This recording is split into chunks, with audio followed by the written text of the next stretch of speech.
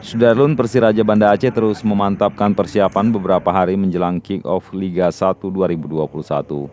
Pada Rabu 25 Agustus 2021 sore, di bawah asuhan Hendry Susilo, anak-anak Lantak Laju tampak menjalani latihan terakhir di Stadion Lampinang. Pada Jumat 27 Agustus 2021 pagi, skuad Persiraja akan bertolak ke Jakarta. 2 hari setelahnya Persiraja akan ditantang oleh Bayangkara FC di Stadion Indomir Tangerang.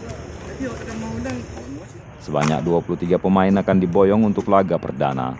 Terdapat 2 pemain yang belum diberangkatkan karena masih cedera. Presiden Persiraja, Nazarudin Dekgam, menyatakan timnya siap tampil habis-habisan di Liga 1 2021. Mungkin lusa berangkat, kawan-kawan sudah siap semua.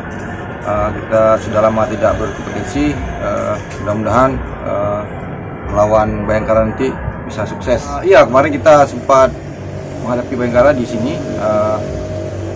Dan sekarang kita jumpa lagi, mungkin pemain kita berbeda karena juga kita tidak bermain di kandang. Ya mudah-mudahan kemarin bisa seri, kemungkinan ini bisa seri atau menang, alhamdulillah.